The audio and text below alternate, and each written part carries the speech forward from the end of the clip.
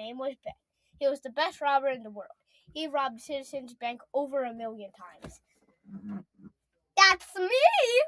There was a policeman named Paxton, and he was the person who always tried to catch Ben, but he was always so close but could never do it. That's me! Ben, one day, decided to rob the Bank of America.